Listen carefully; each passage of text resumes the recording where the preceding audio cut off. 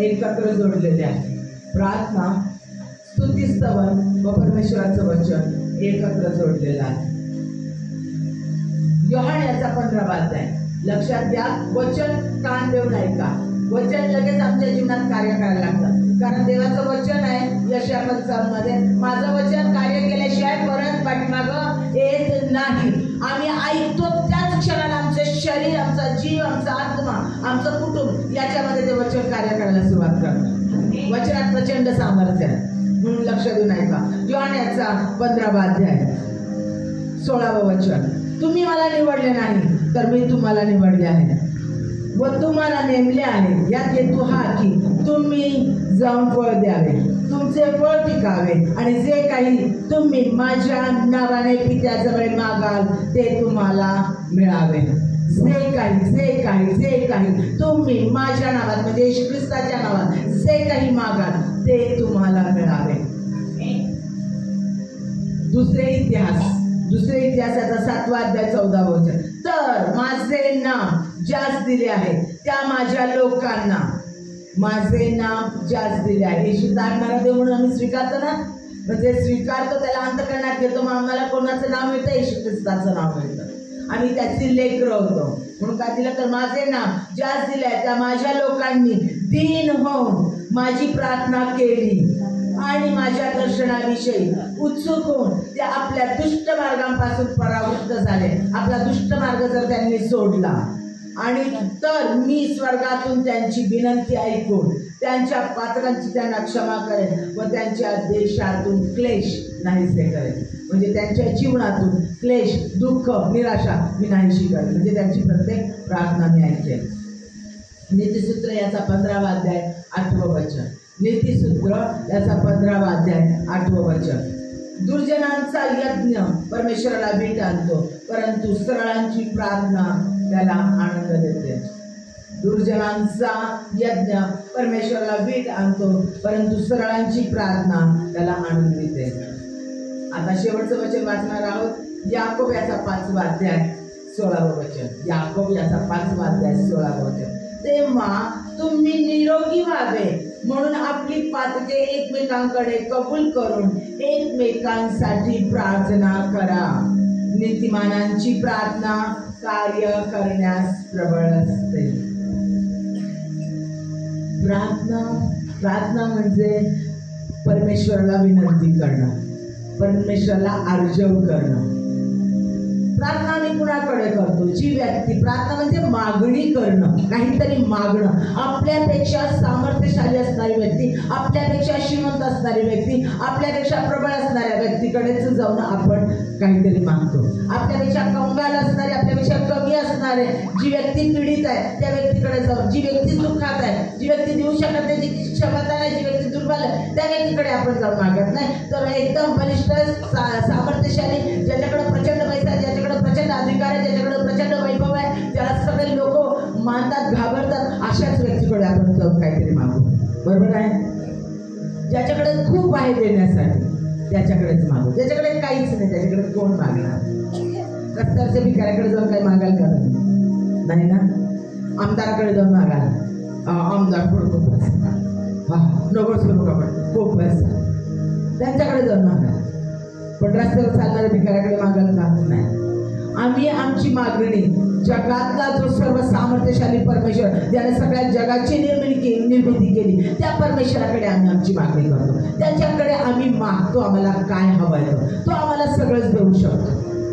तो सर्व सामर्थ्यशाली देव आहे. तो अशक्य गोष्टी शक्य करणारा परमेश्वर आहे. म्हणून आम्ही आमची मागणी परमेश्वराकडे करतो. आम्ही आमची प्रार्थना करतो परमेश्वराकडे, अर्जव करतो, विनंती करतो, आग्रह करतो, आम्हाला ही गोष्ट तेच दे म्हणून. बरोबर आहे?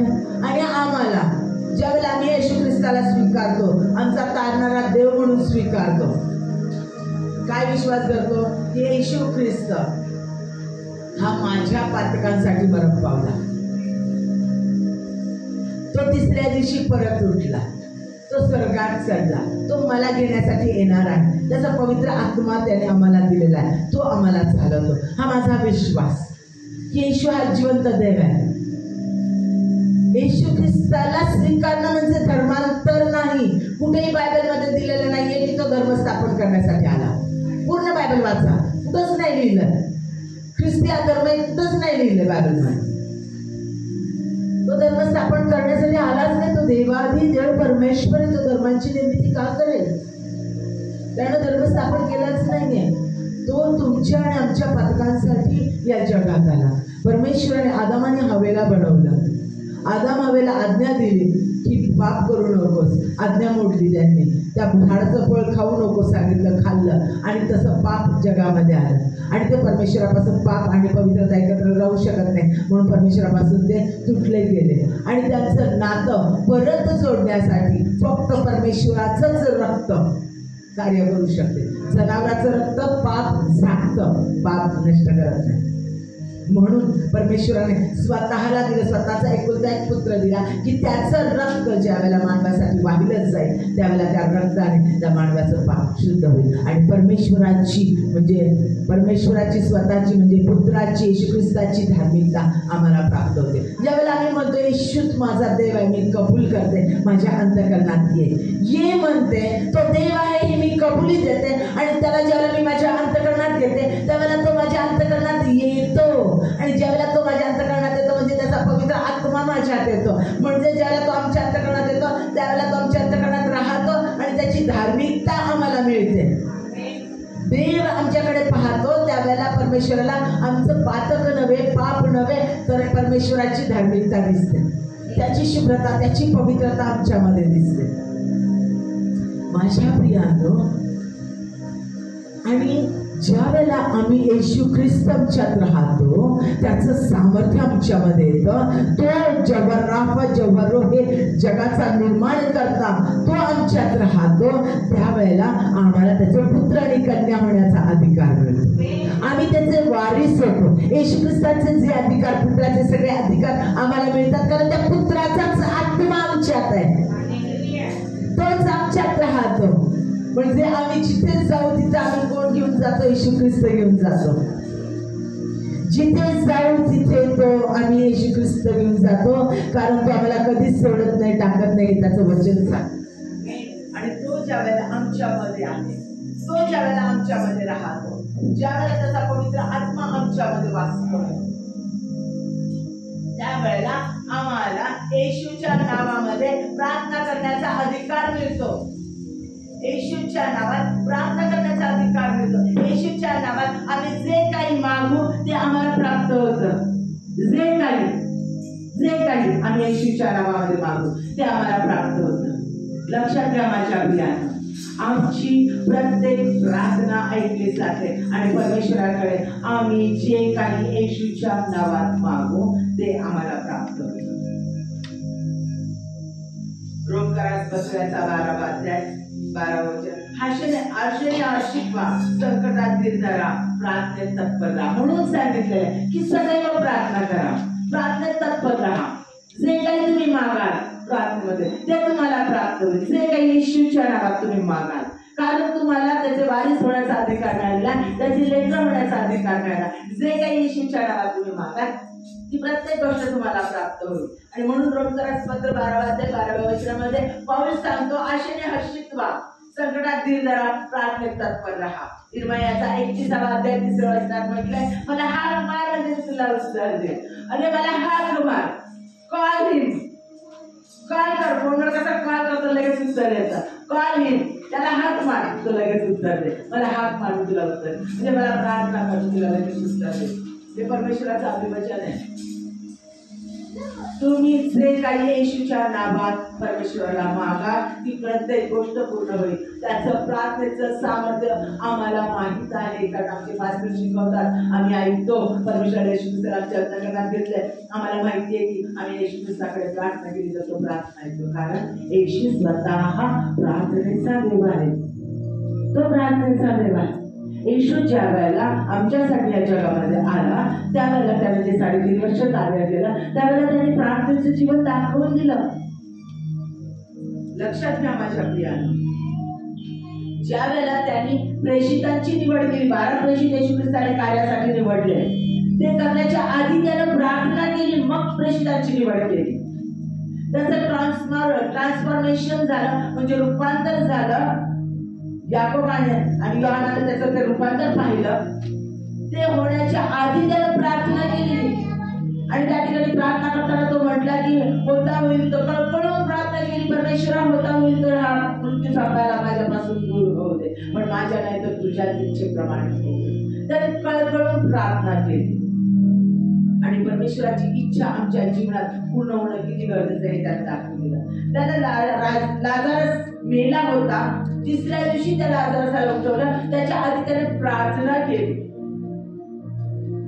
5,000 जेवण द्यायचं होतं, त्याला 5 भाकरी आणि 2 मासे घेतले आणि त्याने त्याच्यावर प्रार्थना केली आणि ते मल्टिप्लाय केलं, त्या बहुगुणित केलं. त्यानं वधस्तंभावर प्रार्थना केली त्या चोरासाठी, लोकांसाठी. यांना क्षमा करते, काय करतात त्याला कळत नाही, त्यांना क्षमा करते. त्यानं प्रार्थना केली.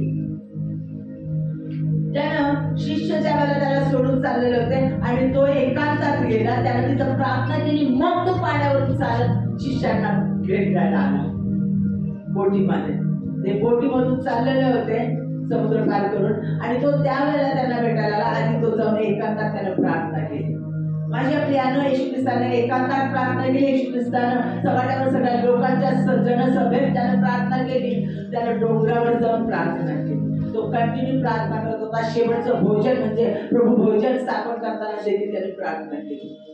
पेत्राने ज्यावेळेला कबुली केली की तू येशू ख्रिस्त देवाचा पुत्र आहे, हे ज्यावेळेला त्यांनी कबुली दिली त्यावेळेला देखील परमेश्वराने येशू ख्रिस्ताने प्रार्थना केली. त्याने प्रभूची प्रार्थना आम्हाला शिकवली की प्रार्थनेचा पॅटर्न कसा ठेवायचा, कशी त्याची रचना असते. बाप्तिस्मा स्वतःचा होण्याच्या आधी देखील येशू ख्रिस्ताने प्रार्थना केली. माझ्या प्रियानो, आपला येशू ख्रिस्त हाच प्रार्थनेचा देव आहे. त्यानं दाखवलं की तुम्ही कशी प्रार्थना पूजाला सतत करा. म्हणून तो सदैव प्रार्थनेत कनेक्टेड होता, परमेश्वरासाठी जोडलेला होता. आम्ही प्रार्थना करतो त्यावेळेला देवाला मागतो म्हणजे आम्ही देवासाठी सतत जोडलेले राहतो. चालताना उठताना बसताना आम्ही प्रार्थना करतो आणि आम्ही देवासाठी जोडलेले राहतो. जसा येशू ख्रिस्त परमेश्वरात राहतो आणि परमेश्वर येशू ख्रिस्तामध्ये राहतो, तसा आम्ही येशू ख्रिस्तात राहतो. आमचा देव येशू ख्रिस्त परमेश्वर पित्यामध्ये राहतो. माझ्या प्रियांनो, म्हणजे आम्ही परमेश्वरामध्ये राहतो. आम्ही त्याच्या संगती सदैव आणि सतत जोडलेले असले पाहिजे. स्तोत्रसंहिता 17 आणि 6 आपल्याला दाखवतं की दावीद देखील प्रार्थना करणारा होता. स्तोत्र 17:6 वचन, मी तुझा धावा केला आहे, कारण हे देवा तू माझे ऐकतोस, माझ्याकडे कान दे, माझे म्हणणे आहे. दावीद सदैव प्रार्थना करणारा होता, सदैव देवासंगती जोडणारा होता स्वतःला, सदैव. दानिएलाची प्रार्थना, दानिएलाने इस्रायल लोकांसाठी प्रार्थना केली, देशासाठी प्रार्थना केली आणि त्याची प्रार्थना स्वर्गातून ऐकली गेली. मोशेने प्रार्थना केली आणि इस्रायल लोकांना सुटका प्राप्त झाली.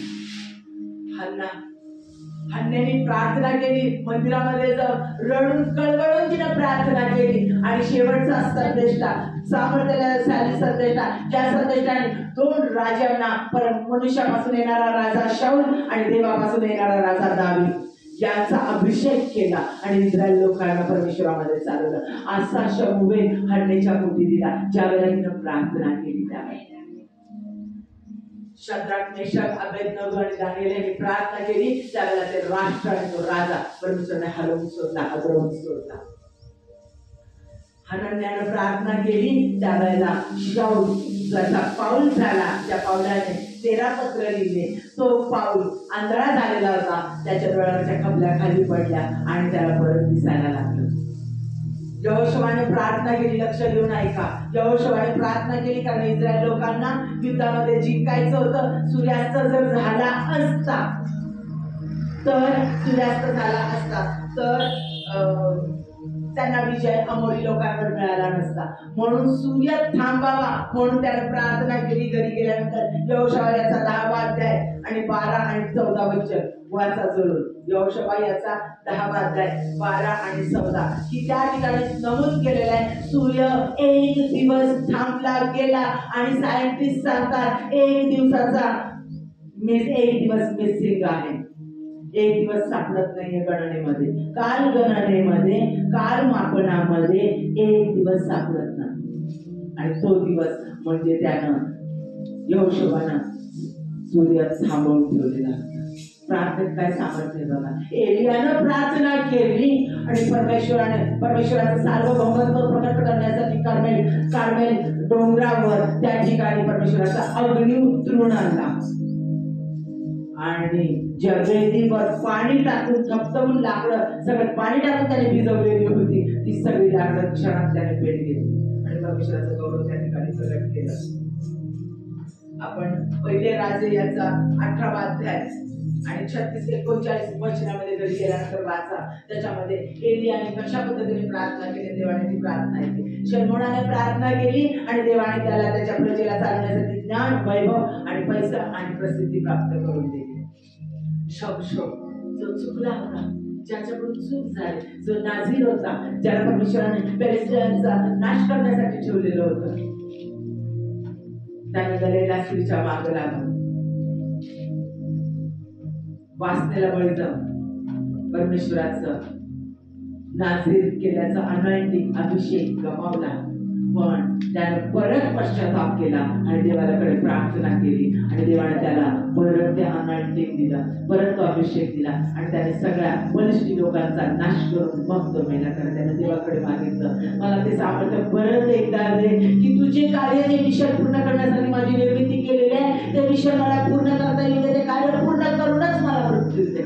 मी बाईच्या नादात सगळं गमावलंय, पण तू मला सामर्थ्य दे. आणि त्यानं प्रार्थना केली आणि त्याची ती प्रार्थना ऐकण्यात आली. शास्त्रीयाचा 16वा अध्याय आणि 28वा वचन जरी गेलं असतं वाचा, तुम्हाला ते समजेल. हिजकियाने प्रार्थना केली, कळवळून तो शब्दाची प्रार्थना केली. तो मरणार होता, देवाने त्याला सांगितलं तू आता मरणार. योबाने आपल्या दोष देणाऱ्या मित्र, त्या दोषात देणाऱ्या मित्रासाठी प्रार्थना केली, त्यांना परमेश्वर आशीर्वादित केलं आणि योबाला योना पळून जाणारा योना आणि प्रार्थना केली आणि देवाने त्याला माशाच्या पोटातून बाहेर काढलं आणि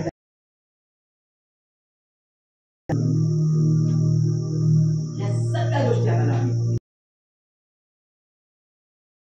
सांगितल्या. कारण हे सगळं आम्ही ऐकत आलेलो.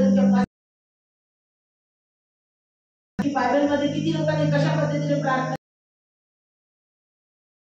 प्रार्थनेमुळे काय घडतं हेही आम्हाला माहिती आहे.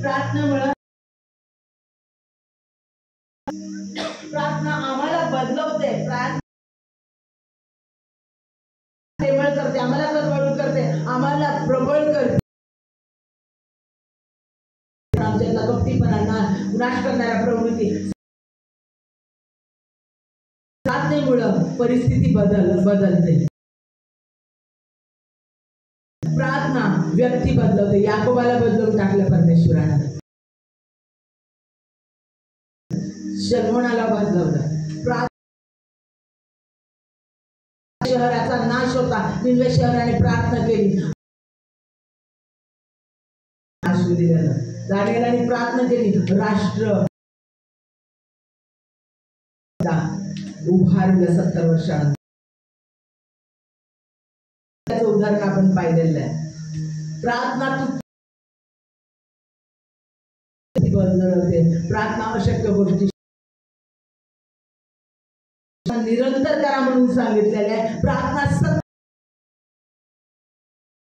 करा म्हणून सांगितलं आणि लोकांना क्षमा करून लक्षात घ्या. बरं, आम्हाला हे सगळं माहिती आहे. आम्ही प्रार्थना करतो हे माहिती आहे. प्रार्थना कोणी कोणी केली हे माहिती आहे. परमेश्वराचे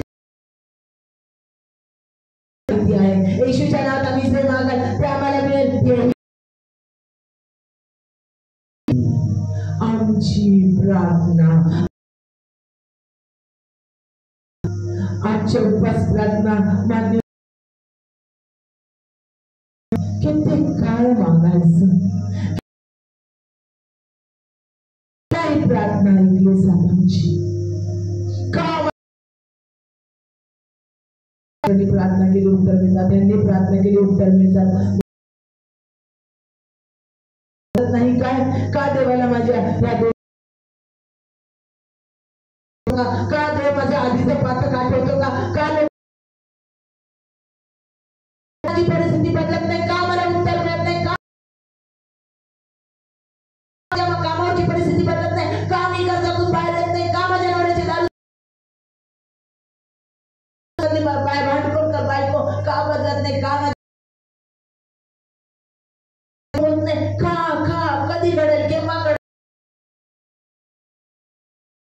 किती काळ आम्ही मागतोय, का नाही प्रार्थनेचं उत्तर.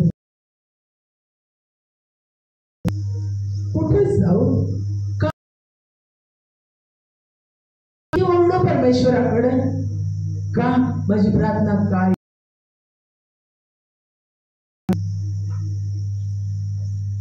आमचा प्रार्थना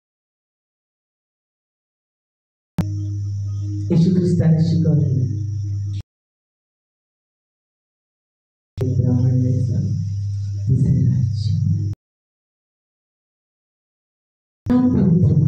म्हणजे देवाच्या आम्हाला शिकवलं आणि दावीद तेच करतो. ऐकलं तर त्याचा पॅटर्न तसाच आहे. तो काय करतो, पहिला सवाल करतो आणि मग तो आपल्या प्रार्थना हळू सांगतो की हो तू हे वचन दिलेलं, वचनानुसार आपली प्रार्थना सादर करतो आणि मिळण्याच्या प्रार्थनेचं उत्तर मिळण्याच्या आधीच आभार मानतो. हा पॅटर्न अतिशय महत्वाचा आहे. कशी आमच्या प्रथम परमेश्वराची स्तुती आराधना असली पाहिजे. परमेश्वराची वचन, त्याने वचन म्हणजे त्या वचनाचा दावा ठेवून आम्ही प्रार्थना केली पाहिजे, प्रार्थना केली पाहिजे आणि विश्वासाने थँक्स म्हटलं पाहिजे, धन्यवाद. प्रार्थना करण्याच्या आधी स्तुती आराधना का पाहिजे. माझ्या प्रियांनो,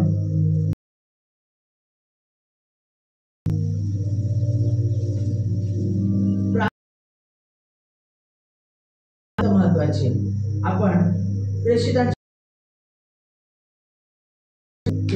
कृत्ये याचा 16 अध्याय 26 आणि सुमारास पाऊल वसिला हे प्रार्थना करत देवाची स्तुती करीत असता, प्रार्थना करीत असता बंदिवान त्याचे ऐकत होते की असा मोठा भूकंप झाला. पण प्रार्थना करत असताना ते स्तवन करत, बंदिवासाचे दार पाय डळमळले, सर्व दरवाजे लगेचच उघडले. लक्षात घ्या, प्रार्थना करत होते, प्रार्थनेच्या वेळेला त्यांनी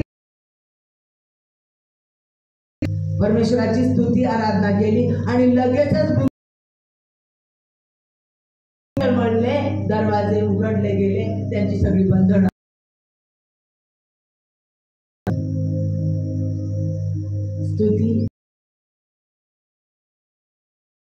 स्तुती आराधना. यशायाचा 25 अध्याय पहिलं वचन, मी गाईन तुझ्या नावाचे स्तवन करेल, तुझी महती वर्णन करेल, कारण संकल्प पूर्ण सत्विषेने सत्व सिद्धीस नेलेले आहे. तुझे वेद संकल्प म्हणजे स्तोत्रसंहिता 22:3 मध्ये सांगितलं, अत्यंत महत्वाचं. पण केलेल्या स्तवनामध्ये तो उतरून आम्ही स्तवन करतो, धन्यवाद करतो, त्याला परमेश्वर स्तवनात वसणारा देव आहे. परमेश्वराच्या स्तवनाने बंधन शक्य होतात, अशुद्ध शक्ती पळून जाते, सगळी बंधनं. तुझी आराधना करताना आम्ही काय करत असताना आम्ही परमेश्वर कोण आहे करतो, येशू ख्रिस्त कोण आहे, या यावे कोण आहे, तो काय, त्याचं स्वरूप कसं आहे, कसा जव्हा राफा म्हणजे आरोग्य देणारा देव आहे. कोटी कोटी धन्यवाद. काय करतो आपण, आरोग्य देणारा आहे हे आम्ही त्या गाण्यातून आम्ही सांगतो, तो आरोग्य देणारा जेव्हा राफा आहे आणि त्याचा धन्यवाद होतो. तो अल शदाय आहे, सर्व सामर्थ्य श्रवणातून सांगतो, त्याचं महत्कृत्य सांगतो. आणि ओमनिपोटेंट गॉड म्हणजे सर्व सामर्थ्यशाली, तो सर्वज्ञ सर्व जाणणारा परमेश्वर आहे. आम्ही तो जेव्हा सॅजिटेनिया तो देव आहे हे आम्ही त्या गाण्यात कन्फ्युज करतो. तो सैन्यांचा देव आहे, तो आमच्या संगतीत चालणारा आमचा देव, तो आम्हाला कधी सोडत नाही, टाकत नाही. तो जेव्हा जायला आहे तो आमचा पुरवठा हे आम्ही त्या गाण्यातून बोलतो, सांगतो. म्हणजे कार्य करतो हे त्याच्या नावामध्ये, त्याचं कार्य कसं आहे, गातो, स्तवन करतो, स्वभाव सांगतो. तो कनवाळू आहे, तो कृपाळू आहे, तो पुनर्स्थापना करणारा देव आहे, तो करणारा देव आहे, तो प्रीतीचा देव आहे. ज्यावेळेला आम्ही हे बोलतो प्रियानो, कसा आरोग्य देणारा देव कसा आहे, ते सामर्थ्य उतरून पुरवठा करणारा कसा आहे हे त्याचं सामर्थ्य, म्हणजे त्याचे गुण, त्याचं सामर्थ्य, गोष्टी शक्य करणार आहे, ते सगळं ते उतरून आमच्याद्वारे कार्य करतो. बंधनं तुटली जातात, अशुद्ध शक्ती सगळ्यात तुटल्या जातात. करतो, बोलतो, त्याच्यातून आमचा विश्वास प्रगट होतो आणि विश्वासाशिवाय कार्य देवाचं कार्य होणार.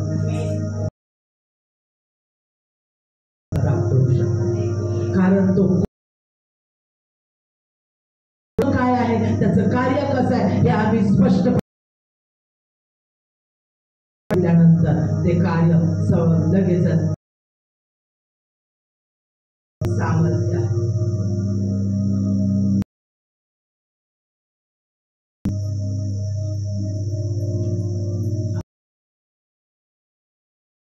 परमेश्वर स्तवनात उतरून येतो. परमेश्वर स्तवन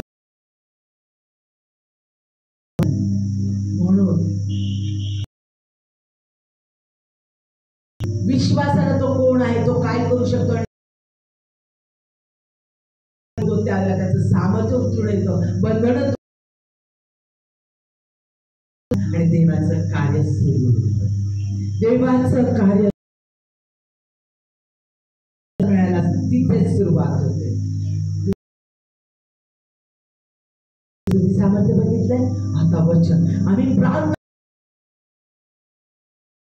तुम्हाला प्रार्थना आणि स्तुती स्तवन करा, त्याचं गौरव करा, त्याची महती वर्णा. ज्यावेळी आम्ही हे करतो,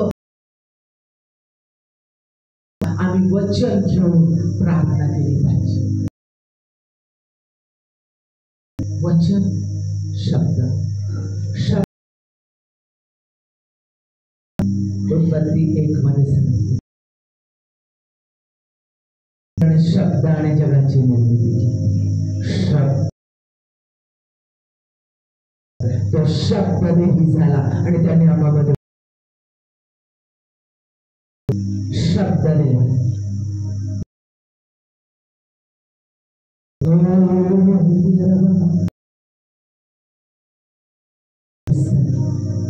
जिवंत शब्द जिवंत शब्द लिहिलेला शब्द बायबल आहे. तेव्हा यशाया 55:11 मध्ये कार्य केल्याशिवाय परत पाठीमाग येत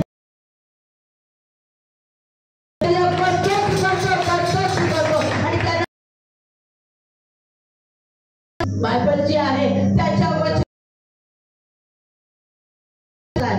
हजारो प्रॉमिसेस याच्यामध्ये हजारो आम्हा प्रत्येकासाठी आहे.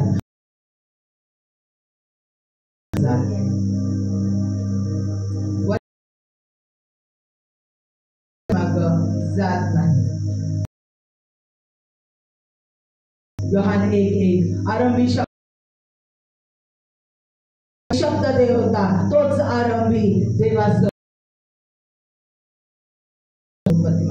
यहोशवा याचा 1 अध्याय 8वं वचन.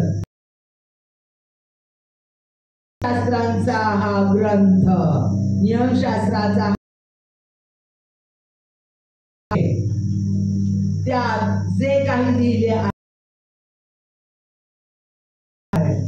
नुसतं ऐकून ते पाळ ते सोडून उजवी डावीकडे इकडे तू यशस्वी होशील. जाशील कामावर चर्च मध्ये तिथं यशस्वी, चर्च बस स्टँडवर तिथं यशस्वी, दुकानात स्टेशनवर तिथं यशस्वी, जातील जी तिथं तू यशस्वीच होशील. वचन ऐकशील, वचन क्लेम करशील, वचनाची मुखामध्ये जीवन आणि मृत्यूचं सामर्थ्य जे काही वचन आहे. आणि देवगणना 23 मध्ये 23व्या वचन ते करताच करतो. माझ्या प्रिया वचन बोलशील ते वचन पूर्ण होईल. कार्यक्रम परत पाठीमागे येत नाही. जे वाचायला येतं ते प्रत्येक वचन तो माझ्या जीवनामध्ये पूर्ण करतो. ते प्रत्येक वचन ते वचन आमच्या मुखात बसलं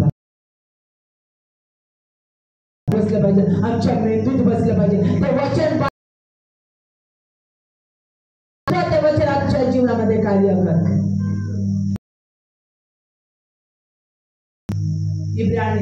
इब्रियाचा सजीव पत्राचा 4 अध्याय 12 वचन. कोणत्याही दुधारी तलवारीपेक्षा कोणत्याही दुधारी तीक्ष्ण असून जीव आत्मा पार जाणारे आणि मनातील विचार प्रत्येक विचार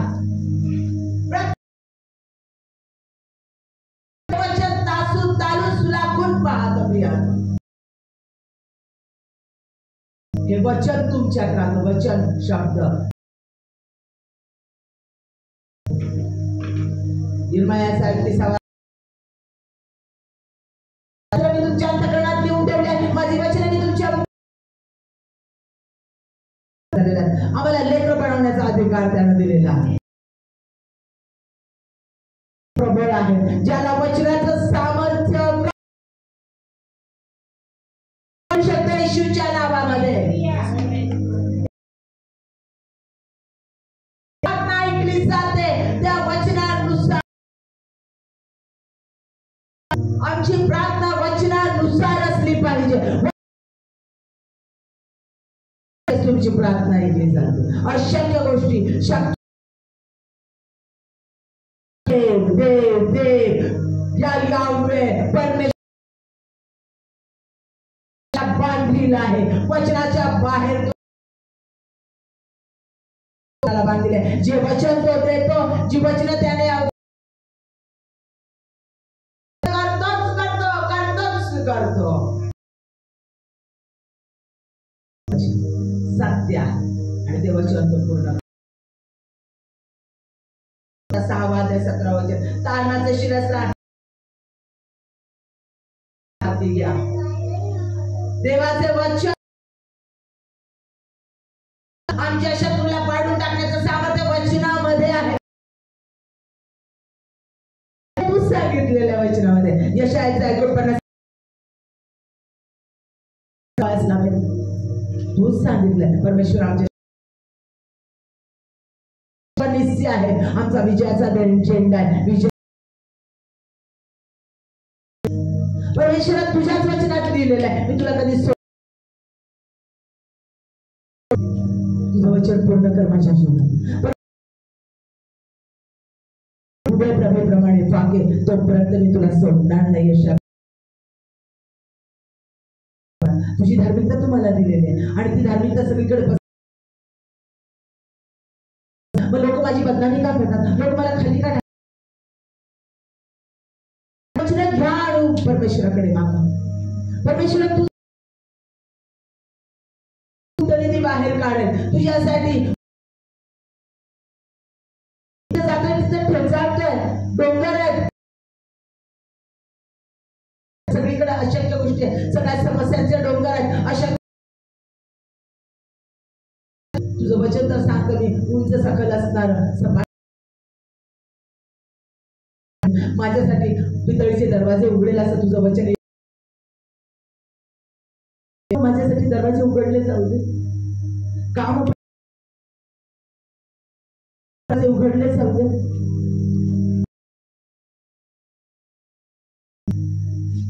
कर्जातून बाहेर येण्याचे दरवाजे उघडले जाऊ नाही. प्रॉस्पेरिटीचे दरवाजे, संपत्तीचे दरवाजे उघडले जाऊ दे. न्यायाचे दरवाजे उघडले जाऊ दे माझ्यासाठी. लोक ज्या ठिकाणातून त्या ठिकाणात मला परमेश्वर न्याय मिळून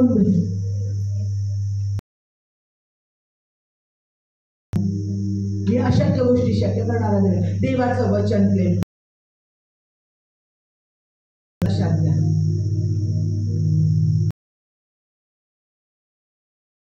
प्रकाश देताना आम्हाला मार्गदर्शन करतात. 119 आणि 105 वचन. वचन माझ्या सारखे आहे व माझ्या मार्गावर प्रकाशासारखे आहे. तुझं वचन सारखे व माझ्या मार्गावर प्रकाशासारखे आहे. अयोग्य मी योग्य काय मागायचं, अयोग्य काय मागायचं वचनानुसार देवाने सांगितलं त्याप्रमाणे माझं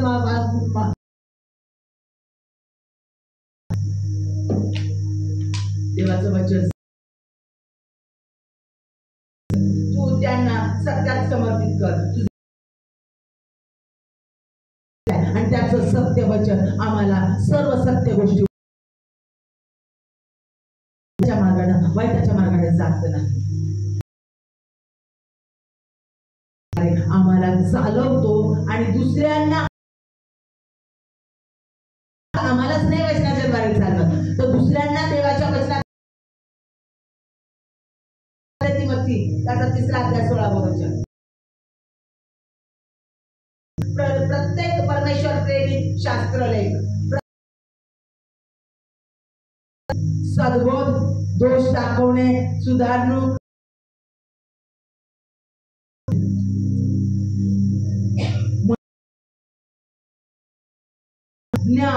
सगळ्या गोष्टी आम्हाला ह्या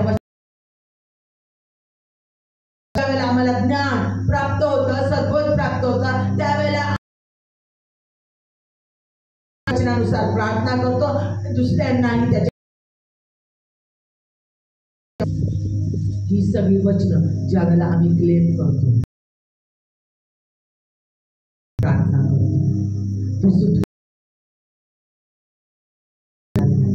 हे वचन सांगतं परमेश्वर.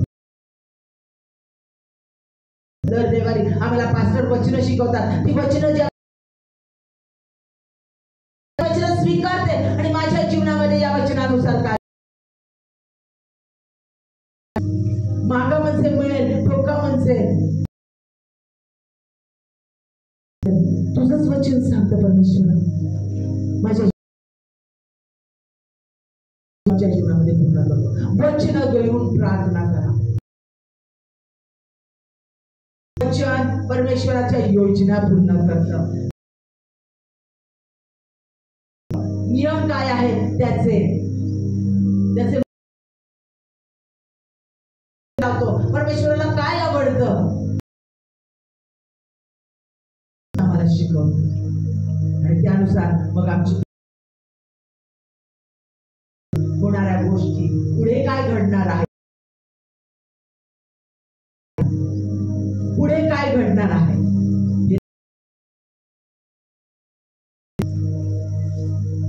या वचनात परमेश्वर देवात सामर्थ्य काय आहे, देव कोण आहे,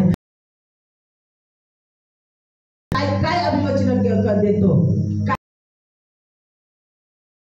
लक्षात घ्या. तो आनंद देणारा देव आहे. परमेश्वर जर आनंद देणारा देव तू सांगितलं तुझं वचन पूर्ण कर माझ्या जीवनात, अशी प्रार्थना ज्याला मी देव आहे. मग माझी सुटका कर सगळ्या खोटं बोलण्यापासून, बडाई माझी सुटका कर परमेश्वर.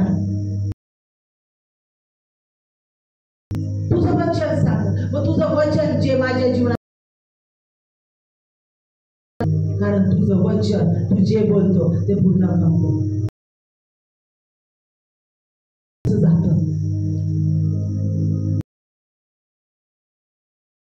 जात कार्य केल्याशिवाय परत पाठीमाग तू जे बोललाय माझ्या जीवनात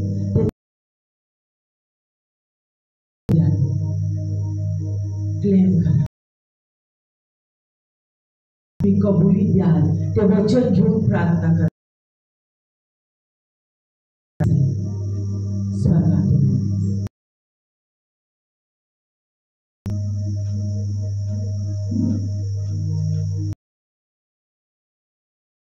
आम्हाला सांगतो आधी प्रार्थना करण्याच्या आधी तो कोण आहे, तो काय कार्य करतो, तो किती करणारा देव आहे, तो कशी परिस्थिती बदलून टाकणार, हे ज्यावेळेला आम्ही कबूल करतो बोलतो गातो स्तवन करतो, त्यावेळेला त्याचं महत्व, त्याचं सामर्थ्य, त्याचं गौरव उतरून येतं आणि मग आम्ही वचन घेऊ की तो अशक्य गोष्टी शक्य करणारा देव, तुझं वचन आरोग्य देणारा देव आहे. तुझं वचन सांगता मी परिस्थिती प्राप्त करून देईल. तुझं वचन लेकर माझ्या मध्ये की तुझी लेकर माझी ते बाबा तुझं दिलेलं वचन पूर्ण कर. तुझं विरोधात चालणार नाही. यशाया 14:17 कडे आलेली आहे. भटकू देऊ नको मला, तुझं वचन माझे दिलेले अभिवचन पूर्ण कर. तुझं वचन काही वारी आहे, तुझं वचन सांग. मग कधीच जाणार नाही. तुझं वचन सांगतं मी जे तुझे लेकरं ही माझ्यापासून शिक्षा मुखामध्ये मी वचन टाकलं. माझं लेकरू तर दारू पित कारण तुझं वचन सांगतं मी सुटका त्याची सुटका होऊ दे. तंबाखू खाण्यापासून त्याची सुटका होऊ दे. वचन सांगतं जे तुझ्या शरीराला घातक आहे ते तुम्ही तुझ्या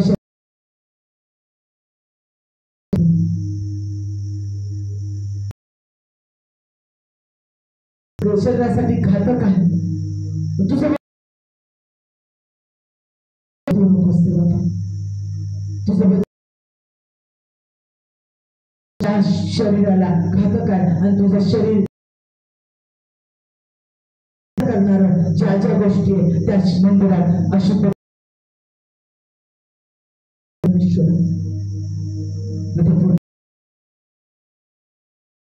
प्रार्थना करतो आणि म्हणतो वचनभर प्रार्थना करतो स्तवन करून शेवटी आम्ही परमेश्वराचा धन्यवाद केला पाहिजे. धन्यवाद कारण माझा विश्वास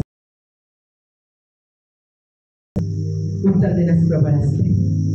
धार्मिक जो विश्वास ठेवतो तू माझी प्रार्थना ऐकली तुझे आभार मानते.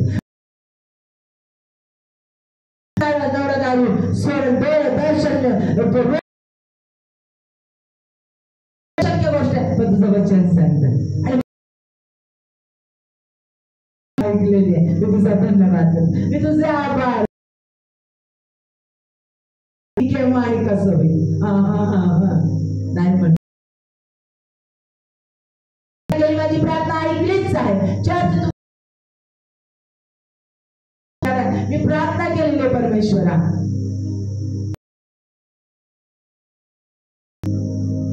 करणार तुझे आभार मानते. म्हणेल परमेश्वराचे मी आभार ज्यावेळेला विश्वास व्यक्त करते त्यावेळेला आम्हाला उत्तर मिळतच मिळतं. तुझे आभार मानते. तू माझी प्रार्थना ऐकली परमेश्वर. ज्यावेळेला आम्ही अशी प्रार्थना करतो करणार आहोत वचन घेऊन ती प्रार्थना मांडणार आहोत धन्यवाद करणार आहोत. म्हणजे आम्हाला निरंतर या गोष्टी आम्हाला परमेश्वरासाठी ट्यून व्हायचंय. परमेश्वरासाठी जोडलेलं त्याची वचनं घ्यायची आहे आणि वचनं घेऊन जो पॅटर्न आहे हा आम्हाला सतत आणि निरंतर करायचा. आपण गुडघ्यावर घेऊया आपल्या आणि आज पूर्ण समर्पित. आज तुझा पवित्र आत्मा माझ्याशी बोललेला धन्यवाद आहे. मी आभार मानतो. आभार मानतो. हालेलुया.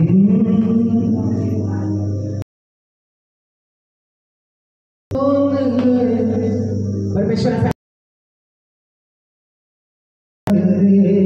प्रार्थनेची उत्तर देऊ शकतो. मेरे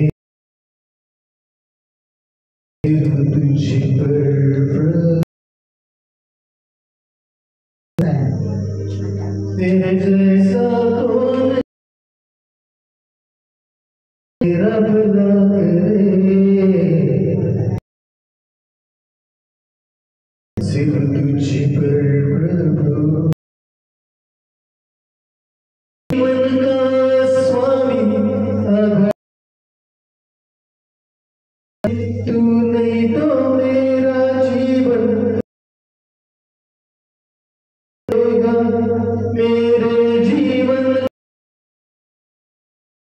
तू प्रभु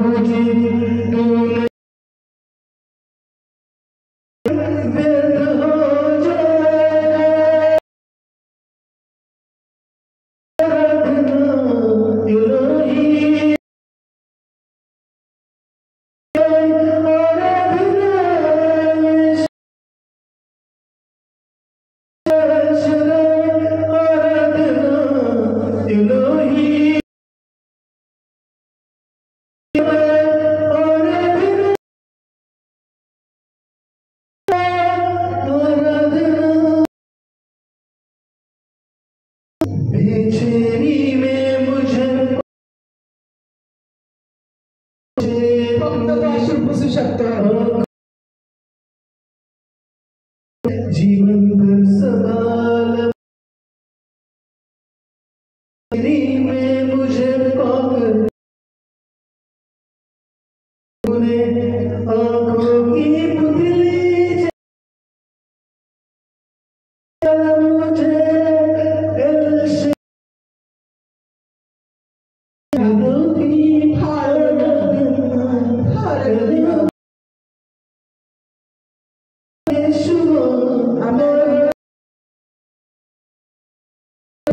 के रास्ते में टूटे दिल लगा करने वाला बनकर मृत्यु के रास्ते खड़ा था चंगा करने जीवन दिया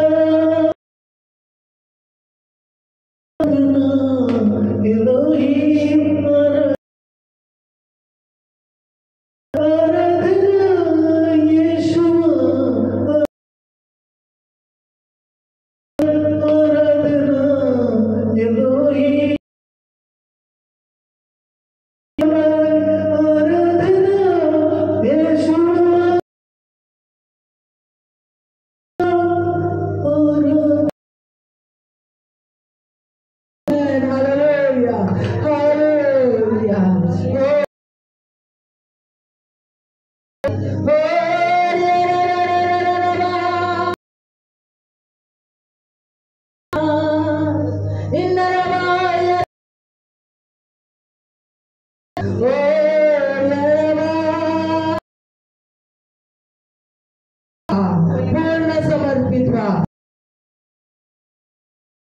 येशू ख्रिस्त तुमच्या प्रत्येक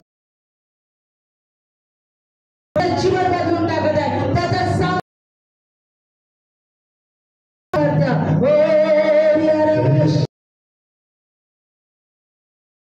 आमेन आमेन. पूर्ण समर्पित व्हा.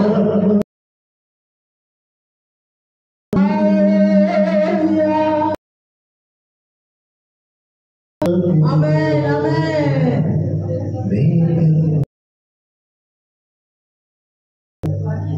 करता संभल